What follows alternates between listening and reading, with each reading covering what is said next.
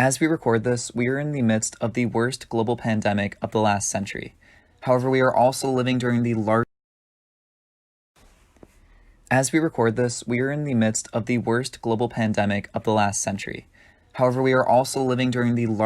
global temperature gradient in our planet's history. And as temperatures continue to rise and the climate continues to change, pre-existing social, economic, and political challenges that we are already facing are going to be exacerbated. Therefore, we need to adjust our diplomacy for changing times. Our policy project, Stream On, Adapting the Indus Waters Treaty to the 21st Century, attempts to find a diplomatic solution to help to alleviate the current water crisis being experienced by India and Pakistan.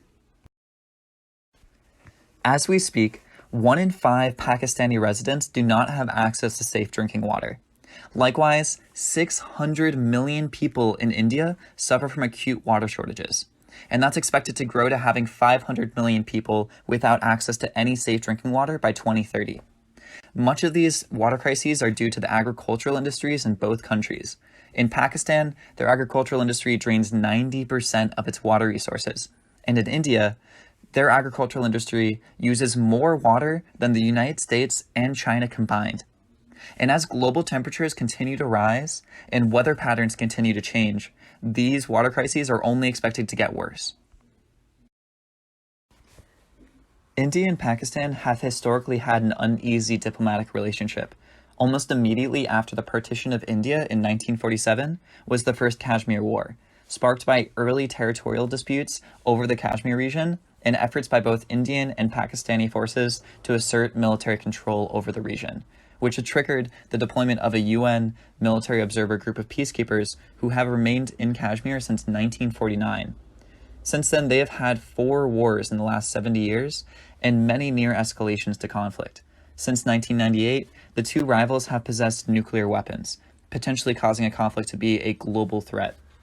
And the ascension of Prime Minister Modi to power in India has brought the rise of Hindu nationalism and the recurring role of religious identity in sparking conflict between the two states.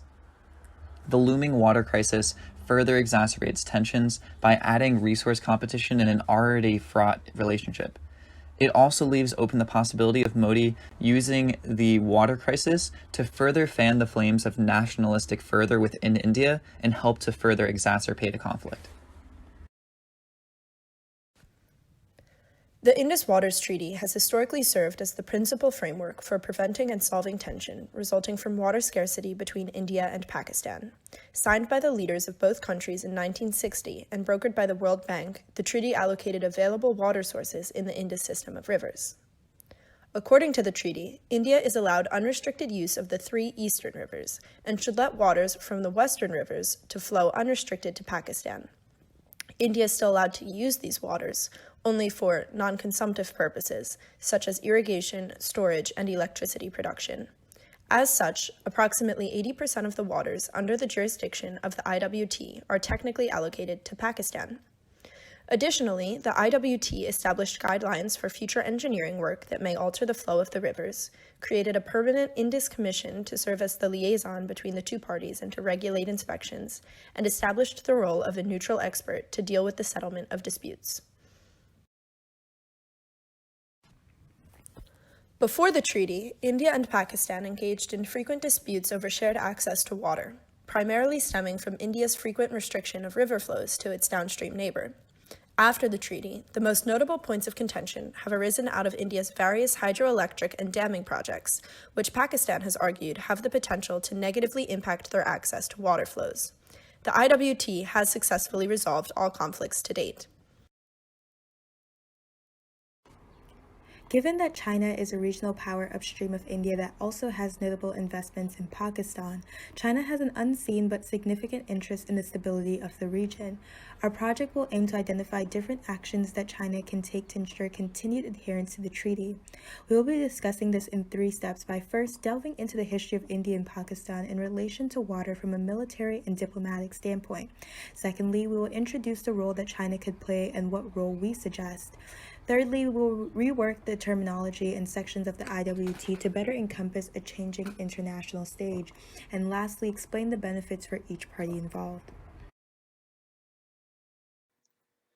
In addition to the security-related tensions between India and Pakistan, and perhaps as a result of them, there is a heightened need for diplomatic cooperation, which can be found in the IWT. As has been noted, this treaty is what our project focuses on. The IWT is bilateral, meaning currently the only relevant actors are India and Pakistan. The IWT grants to India water flowing through the three eastern rivers of the Ravi, Beas, and Sutlej, and to Pakistan it grants the water flowing through the three western rivers, the Jhelum, the Chenab, and the Indus. We make specific suggestions for the modification and supplementation of this treaty. Our major proposed revisions include, most notably, adding China as a party to the data sharing consortium, re-examining the permissions the IWT has for India for the use of the western rivers, and modifying the role of groundwater in the treaty. Additionally, we'd like to revise the treaty's definition of agriculture. In terms of the specific sections of the treaty dealt with in our presentation, the material is found primarily in Article 1, Definitions, Article 3, Provisions regarding Western Rivers, Article 6, Exchange of Data, Article 9, Settlement of Differences and Disputes, and Annexure C, Agricultural Use by India from the Western Rivers. Currently, there are few diplomatic mechanisms for water allocation between China and India. The only existing formal agreement between the two actors concerning the matter are the Bilateral Expert Level Mechanism, or ELM, a data sharing agreement for trans-border rivers during the monsoon season, and the two Memorandum of Understandings used to enforce the ELM. This data sharing agreement has worked well in the past, but has also been weaponized. For example, after India and China clashed over a disputed Himalayan territory in 2017, Indian authorities reported that they received no data from China before the monsoon season, sparking fears that India would not be able to properly prepare for the impending months of intense wind and rain to come. Chinese construction of dams along the river, coupled with local Indian observations of increased flooding since their construction, have only intensified worries around China's coercive power as an upstream actor. With the impact of climate change becoming an all too tangible reality, accurate and punctual data regarding critical water supply is needed. Why China? Now, of course, why wouldn't we just recommend introducing sort of a revamped version of the Indus Waters Treaty? Why would we advise bringing a new country into the framework? Isn't the India-Pakistan relationship fraught enough? Why do we need to add China into the mix? And for us, that there are a few reasons to do that. And I'd say first and foremost is we need some action. We need some actionability. Are we going to actually be able to get changes done? We are less convinced that today, given the defraying of multilateral organizations, that a multilateral organization like the WHO or the International Bank will be able to become involved and actually resolve the dispute between India and Pakistan. However, China may be able to be an effective bilateral actor in bringing India and Pakistan to the table. And you see on the right, perhaps the first reason for that, China is an important regional player. The rivers stated in the treaties originate in China. And China has a vested interest in ensuring the stability of the Indo-Pakistan region. And perhaps most importantly, China has a stated interest in ensuring that Pakistan isn't trampled on by India. Now, there are two reasons for that. Moving over here now to slide 11. They've expressed the support in terms of extensive military aid and extensive weapons transfers, as well as helping Pakistan and the international community avoid sanction from countries like the United States concerned over Pakistan's use of or participation in state-sponsored terror. We also have significant Chinese investment in Pakistan. The Belt and Road Initiative has significant infrastructure development in China, including important hydroelectric, roadway and bridge construction. So China has poured a lot of money into the region. In instances where that aid has come in the form of loans, China has a vested interest in ensuring that Pakistan can pay them back. And China recognizes Pakistan as a necessary link in this inter-Eurasian trading network that it's trying to establish. So a subjugated Pakistan or a Pakistan that is severely water stressed is not in China's interest. So China not only has sort of the warm and fuzzy diplomatic reasons to intervene on behalf of Pakistan and protecting, its friend to India's east, to India's west. We hear rhetoric of there isn't a river too wide for the depths of the Pakistani and Chinese relationships cannot be overstated. But there's also real tangible real hard-nosed reasons why China is concerned, or should be concerned rather, about instability in Pakistan and India's use of water to gain leverage over Pakistan. Our proposal to increase water cooperation in the region revolves around the reworking of the IWT. As a brief reminder of our key recommendations, we propose including China in the data sharing consortium, modifying Indian permissions for use of the Western rivers, re-examining the role of groundwater, and revising the definition of agriculture. By including China in the data sharing consortium, we hope to see specific changes in productive Chinese behavior in the region. Currently, the IWT has India and Pakistan in a data sharing agreement, while China and India have an independent bilateral agreement external to the IWT. Indian and Chinese cooperation overall has worked well, but in several instances it appears to have broken down, with real impacts for small-scale agricultural communities in India. We anticipate the impacts of such breakdowns could be worse in the future, as a result of climate change or potential conflicts. The first element of our proposal is to include China in the Indus Basin Data Sharing Consortium, which is discussed in Article 6. This better regulates India-China data sharing by helping India by ensuring more stable provision of data, which increases capacity for adjusting for flow changes. But it also helps Pakistan and China by linking regional data sharing, which decreases incentives among all of the countries to cheat in the independent agreements. In addition to including China in the data sharing agreement, we propose Chinese provision of water-saving technology in the region. China has developed innovative technology for saving water throughout the irrigation process. This would prove helpful to regions in India and Pakistan known for inefficient irrigation.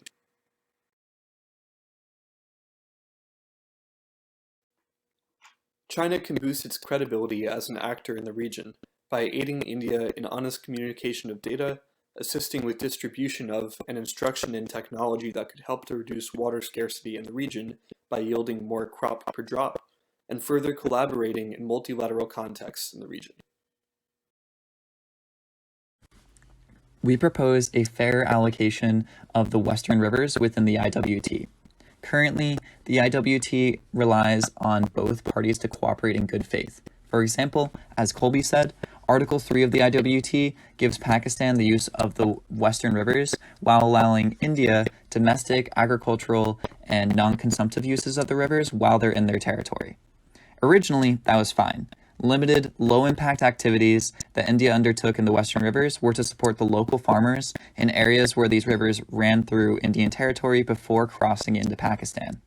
These definitions, however, of domestic, agricultural, and non-consumptive uses are incredibly vague and allow for a great deal of intrusion onto Pakistani water rights if exploited by India. We propose that a renegotiated IWT should seek to amend the provisions governing India's use of Pakistani rivers.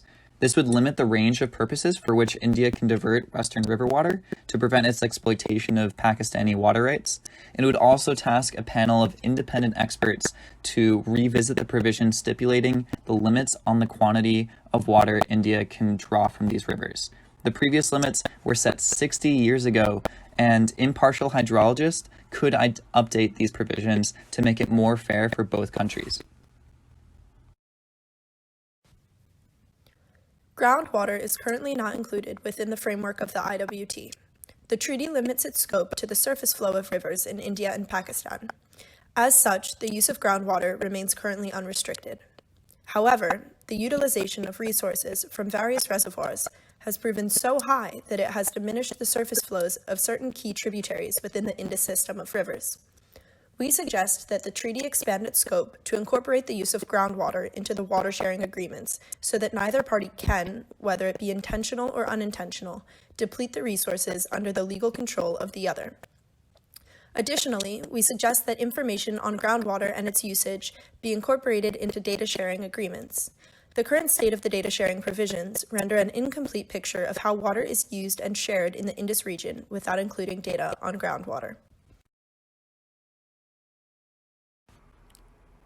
In regards to the Indus Waters Treaty, Article 1, Section 9 to 10, agricultural use of water is defined as the use of water for the purpose of irrigation. This excludes irrigation of household and public recreational gardens. This term also excludes the use of water for domestic needs such as drinking, washing, and bathing. In order to re-incentivize India, the proposed amendment to this article would expand the term of agricultural use to irrigation of household and public recreational gardens to the extent that it does not interfere with the nature of water flow to Pakistan. This would also help to supply and stall India's growing desire to maximize its water usage, a desire that has led to increased construction of hydropower plants along the western rivers and the potential revival of the Tolbul damming project. With the proposed changes to the IWT, India would be poised to reap new material benefits. The country would be able to secure increased small-scale water usage under the amendment to Article 1, Sections 9 and 10, which would expand the definition of agriculture to allow Indians to use water flowing in the western rivers for irrigation of household and public recreational gardens. Additionally, India would benefit from the inclusion of China in the Indus Basin Data Sharing Consortium. As India relies on a bilateral treaty with its upstream neighbor and has been afflicted by Chinese withholding of monsoon data in the past, India should welcome the notion of a trilateral data consortium in which China is held accountable as a trustworthy party. While Indians may initially be wary of carving out a new role for China in the region, they would likely heat up to the notion of the country's inclusion of the IWT after China has proven itself through a series of confidence-building measures, including investing in desperately needed irrigation infrastructure. Those still hesitant should take peace with the fact that the proposed amendments provide China with a minimal role in the IWT that does not give it considerable grounds for malicious intent. Given the limitations placed on China and the ample benefits India stands poised to receive, it would clearly be in the nation's interest to sign the updated IWT. This proposal contains key benefits for Pakistan. Despite the partnership that Pakistan has with China, it is natural for there to be some skepticism in Pakistan around an enhanced role of China in the region and around Chinese investment in water-saving technology for Pakistan. This skepticism was visible when the benefits and drawbacks of China's massive China-Pakistan Economic Corridor investments were debated in Pakistan. Yet, the incorporation of China into this framework on a limited basis could result in long-term advantages for Pakistan. The proposed amendments greatly increased Pakistani water security through adjustments in the IWT's groundwater permissions and the provision of important water-saving technology. Furthermore, the modification of groundwater provisions and deployment of Chinese water-saving technology to the region will benefit Pakistan directly, as it would visibly increase the water yields of irrigation, but it will also reduce tensions around water between India and Pakistan, which creates broader gains for regional security. Overall, these benefits will prove important to Pakistan as climate change progressively worsens its difficulties in securing enough water for its people. And of course, what would China benefit? We've already talked a little bit. I'm going to restart that. We've already talked a little bit about why China should get involved and what interests are at stake for China. But when we talk about what the benefits for China are, we can actually dig a little deeper and sort of think this isn't just a matter of maintaining the status quo, but China could actually stand to benefit a great deal from reworking the IWT to ensure Pakistan gets equitable treatment. The first thing there is international prestige and more regional dominance. China, as a revisionist power, has been trying to push back against the boundaries that Western Europe and the international community, which Western Europe established, accommodate for an ascendant China. And so taking an active role in brokering bilateral diplomacy within its own region is clearly consistent with that mission. The Chinese benefit to a more stable Belt and Road pathway is also pretty clear, and we talked about that a little bit earlier, where if there is a low-grade conflict or severe water shortages in a region which China is banking on for its overland route into Eurasia, that poses significant problems for China, which is trying to develop many areas in the region for economic resources. There's also, and I think this is something that's something you want to think about as sort of a long-range factor that's not necessarily immediately obvious, is that China wouldn't benefit from instability between India and Pakistan in a humanitarian sense. If India and Pakistan were to engage in some sort of low-grade conflict over water, or the water stress in the region were so great that migrants had to leave, part of the Belt and Road Initiative has been the construction of many highways from this region, the Indus Water Basin, into Western China and Xinjiang province.